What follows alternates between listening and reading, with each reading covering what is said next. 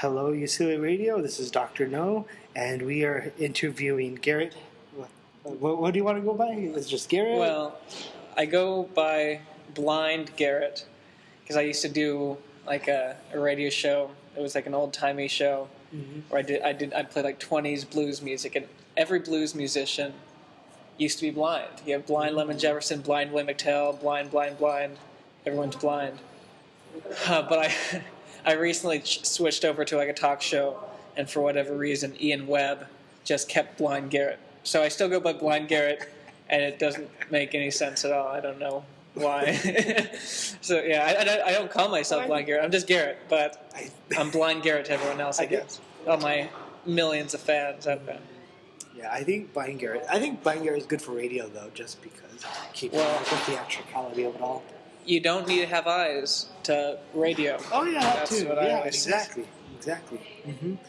Yeah, and so, well, what prompted you to change shows anyway? Well, first of all, is this going to be like written or aired? I'm going to write it. And it'll be aired? I don't think I'll air it. Okay. I mean, this will be one for the archives. It might go on YouTube, though. Cause, well, no, I don't know, because I might go, I recorded it. You recorded it. Can you put it up or whatever? So, yeah. So what prompted me? Well, I used to do the show by myself. So it was just me doing the whole concept of Blind Garrett's old-timey radio hour was to kind of do an homage to the dawn of radio, or all the shows used to be variety shows. You'd have some comedians on, you'd have some talk, you'd have some music, you'd have some weird commercials for products that now give you cancer. So I try to do that. So I would play this, music. I'd play blues music, jazz music, whatever, and then in between, I would kind of do my own vaudeville shtick. I'd do jokes. I'd do a news segment.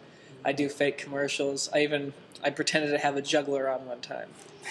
And the point is, you can't see a juggler, so that's the magic of radio, ladies and gentlemen. That's pretty cool. So I would just commentate, just go, oh my God, the juggler is so amazing. So that's what I would do. But after a while, doing a one-man variety show was a little bit too much for me. And it got very lonely there in the station, so I decided... Well, initially, what I did was I would bring my friends to Blind Garrett's old-timey radio hour, and each week I would notice we'd play 5 songs, we'd play 3 songs, we'd play 2 songs, and eventually no songs. It would just be me and my friends talking. So I'm like, well, why waste time with new music files and being forced to play new... Well, actually, I never had new music files. It was an old-timey show, so why waste time playing... I never made you play new music files? I just... didn't do it. And they never penalized you or anything? Okay, this is what happened. I sent an email saying, hey, look, I do an old-timey show. I shouldn't have to do new music files. And then no one ever responded. So I took the non-response as a, hey, Garrett, you don't have to do it. And I was never fined. So that's sad. Okay. Make sure that goes in there. I'm gonna make. But now I do a talk show, and I think it's just kind of common knowledge that you don't have to play new music. I don't know. No one's ever questioned me, and I don't question them, so I just keep on going along with it. But as I was saying, we realized, hey, look, we're basically doing a talk show. We're not playing any music. Let's just do a talk show, and that's where the Bullcast came from. Oh, that's cool. Yeah, and do you have a regular lineup for your show at the moment? Yeah. Back in the day, the lineup was myself, Kurt Hanselman, who went by DJ Clint Westwood. That was his DJ name, which is a lot better than Blind Garrett, if you ask me. And then my friend Zach Chin. And the thing about Zach is he's there every week. He used to be there. He's still there. He's holdover from last year, but he's not on radio. So I just have him come over every week. That's pretty cool. And he's probably more talented than 90% of the people in radio. Really? He's just not in it. And I think at this point, why buy a radio when you can get the milk from the cow, So he's getting all the milk he wants, ladies and gentlemen. That's pretty cool. And recently, actually, we've just had an edition of a lady who's also not on radio, who actually tried out for radio and got rejected. Oh my goodness. Who I think is phenomenal. Her name is Marcy Lacert. So she's bringing the much needed, if you look at my show reviews, much needed female perspective to our show. Wait, so people have complained that you don't have a female perspective on your show? Well, why would? Well, I'm curious. It's just like, why would that come up? It's just a comedy show, but then why would somebody? Well, I've noticed feel that is an issue. The Bullcast has had some controversy lately. I'm sure you've noticed. Really? I never. Last year, every show. Not that show reviews matter, because show reviews are just one intern's dumb opinion. But I consistently got A's every quarter, and recently I got an F followed by a D minus. 2 splendid show reviews, and what I've gathered from this is that I have a very polarizing show. That you either love us or you hate us, and maybe I don't know what it is, but the majority of females who listen to the show tend to be very turned off from it, and males seem to dig it a lot. But there's always exceptions. One of our fellow radio heads, Jessica Figgin, she tunes in every week, and she's a female. So I don't like to generalize, but we've done some extensive research, some analytics, data analytics, and we have a male demographic we skew towards. Yeah, what's it called? Yeah, I had read one of, I think, the last review for your show, and the person said that they wanted the manager to enforce the profanity rule against you or something. Why? Like, it's just like. Well, I think we should bring up the Nazi elephant. The Nazi elephant. Oh yeah. The show review of the first quarter of this year is saying that my co-host and I were neo-Nazis and we were vulgar and terrible. What is I think calling someone a neo-Nazi is way worse than anything I've ever said in my air. But if you go back and listen to the show, you'll know that I'm not a neo-Nazi. This person's overly sensitive. We didn't even talk about deaths of Jewish people. Nothing of the sort. It's just ridiculous. But my co-host, or my guest that night, was Jewish, so she called a Jewish man a neo-Nazi, which that's just mind-boggling. And he's my roommate. I live with a proud Jewish American, so it's a slight mischaracterization. Mm-hmm. Well, why did they even say that? What would make them feel they could just slander you as such? I think they're jealous of my money and my women. I think that's probably the main reason. You kind of want to tear people down. Nice. This girl wanted my money, and it was a female. I do know. That's not just me being sexist. I know who it was, even though they're supposed to be anonymous. But I shouldn't say that. You did some research. I did some research. I got the data analytics in order. But no, I don't let it faze me. We do have a show. We do have a lot of crass humor. The Bullcast was intended.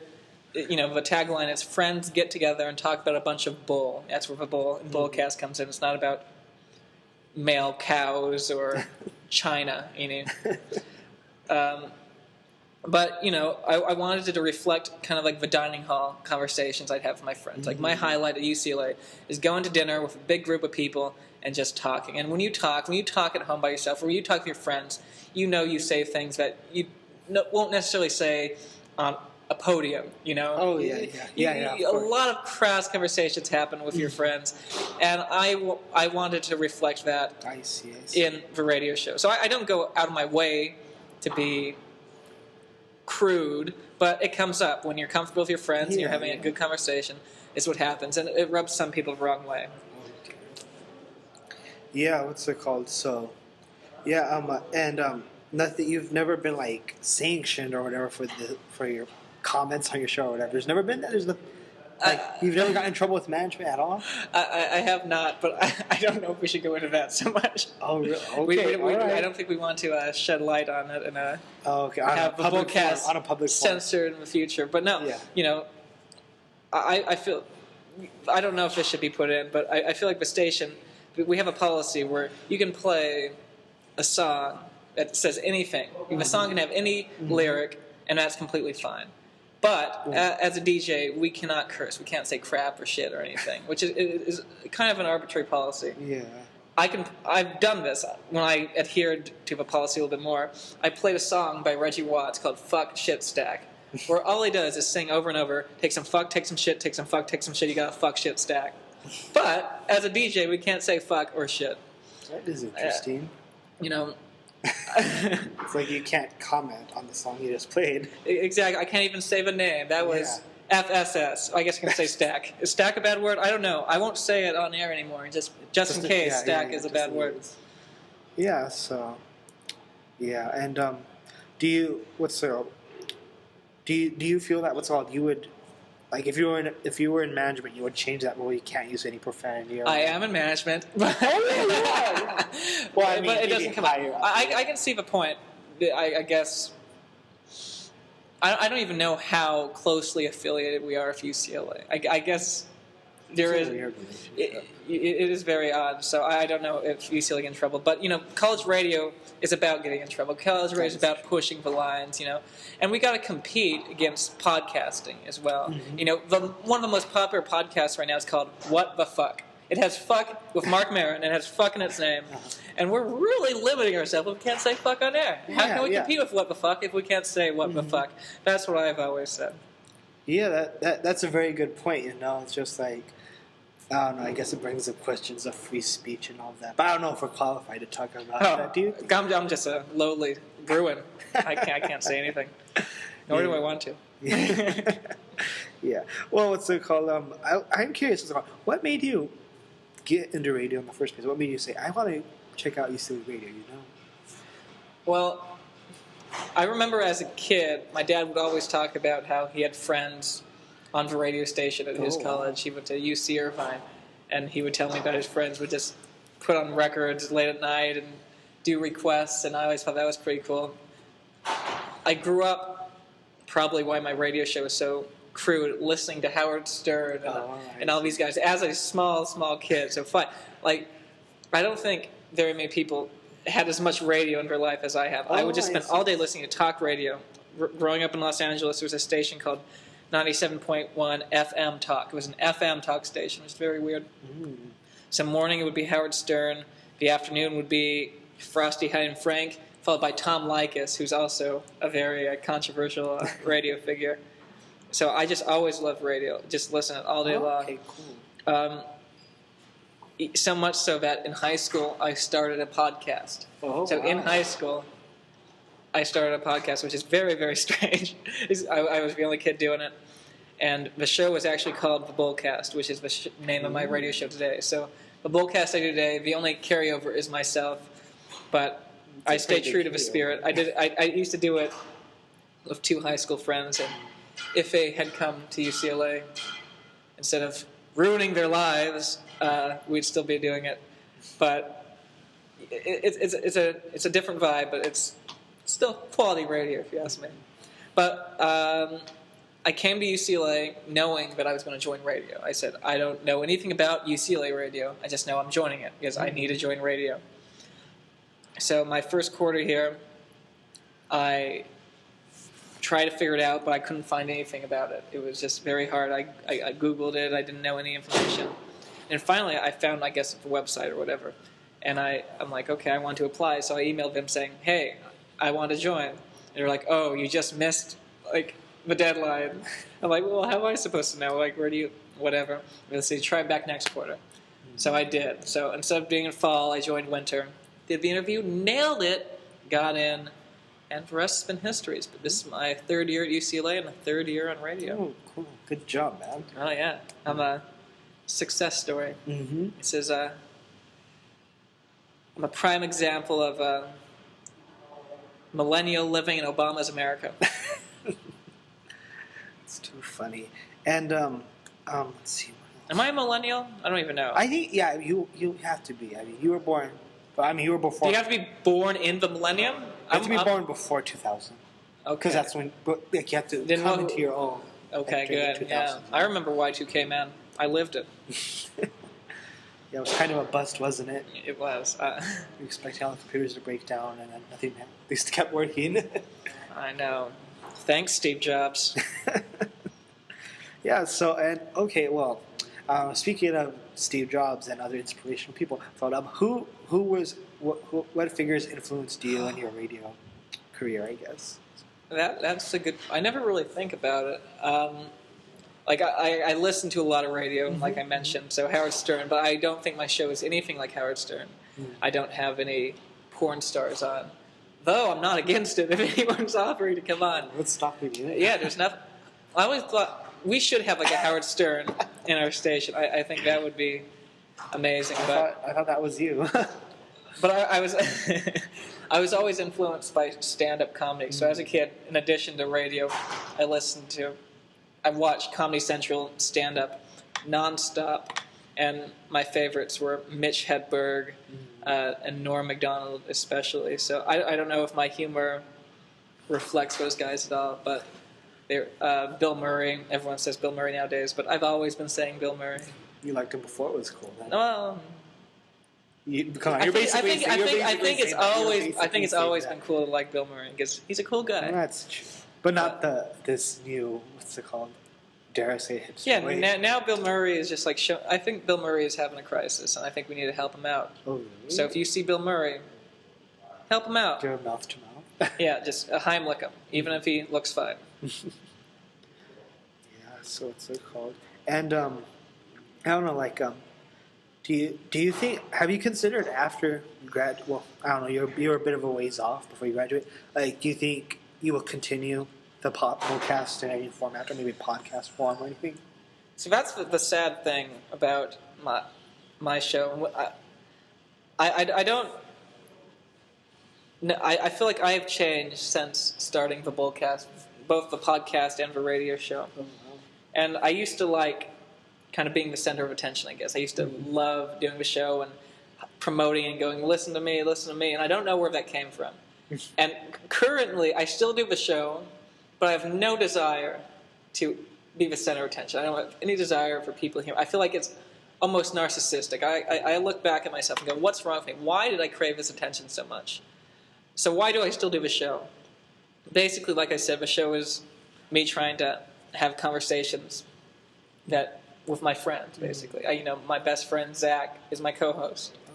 But I don't see him too often outside of radio. So basically, it's our way to meet once a week, deadlock it, nail it in, and get to, just be with my best friend. And that's what's been keeping me from doing it. If no one listens, that's their loss, but I don't really care anymore. It's just I'm doing it more for myself, and that's about it. I see. Yeah, that.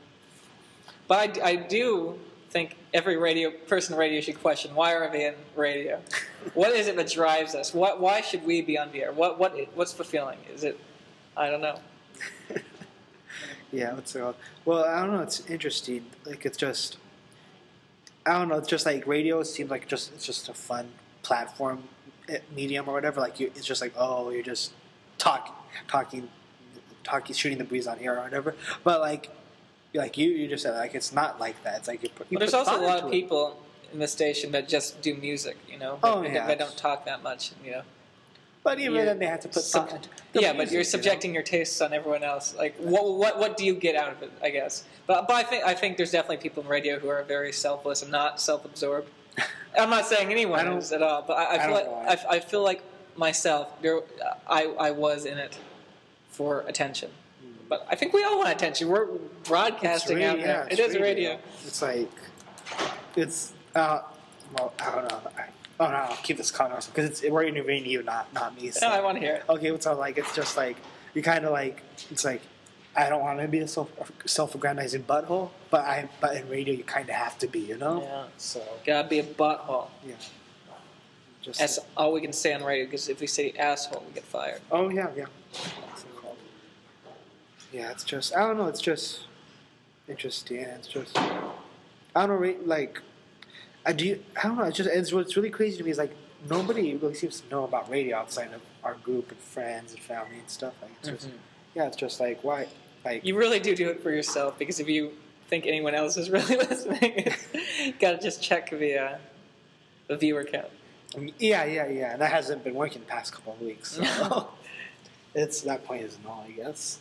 Yeah. Well, if like, do you look forward to the? I don't know. I don't know how likely this is. It's probably very unlikely because I know there's like fines and fees you have to pay. But like, would you ever look forward to like UCLA Radio returning to terrestrial radio, like in addition to its current web platform?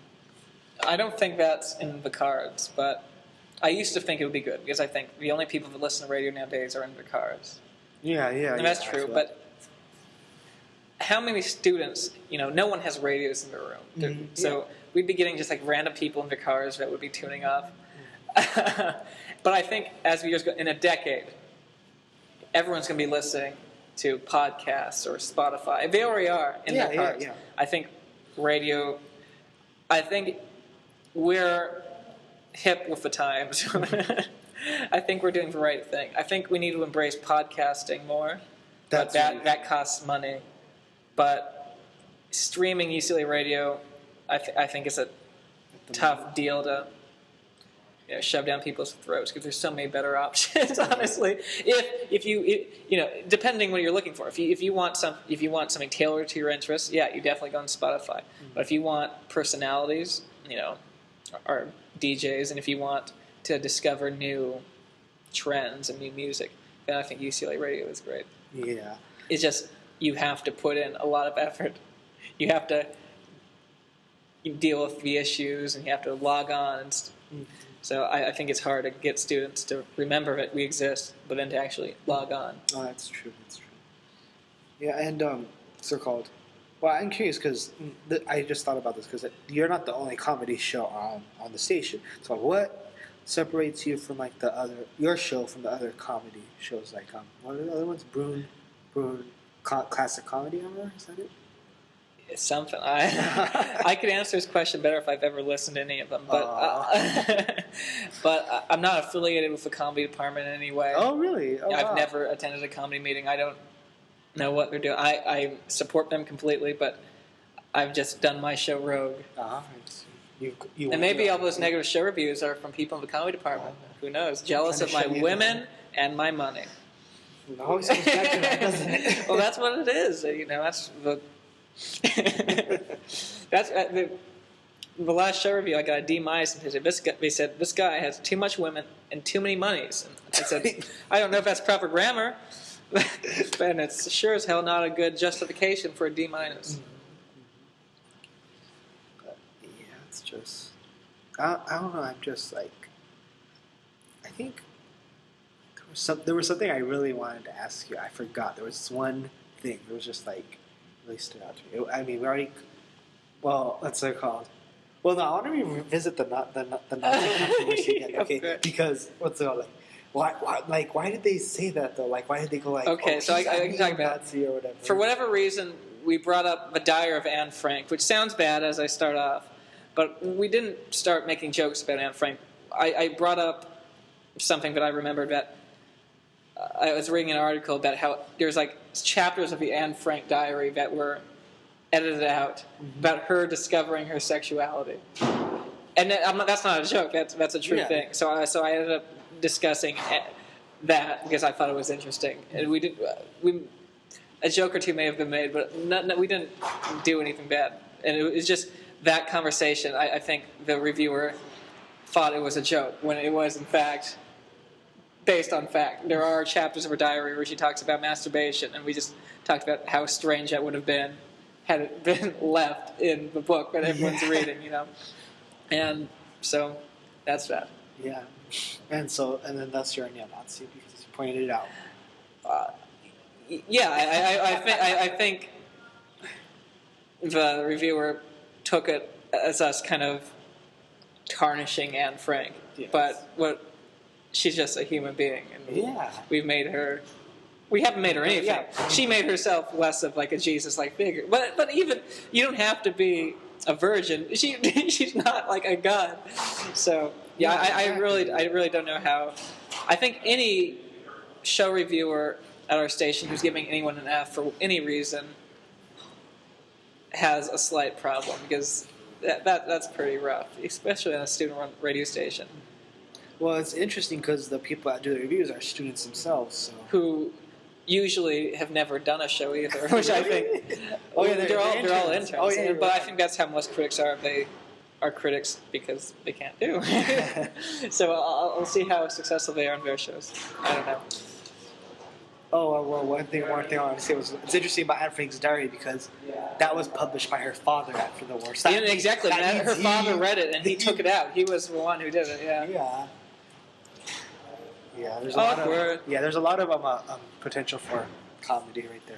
That's why you don't read anyone's diary. Yeah, exactly. Not even your own. Yeah, exactly. I don't even know why people write diaries. I know. It's like you're just waiting. I just do. You're just waiting. I just have a radio show instead. Yeah, exactly. And then you can be open to public scrutiny and get Fs for your audio diary, which is basically what it is. So you're giving my life an F, whoever you were. Thanks a lot.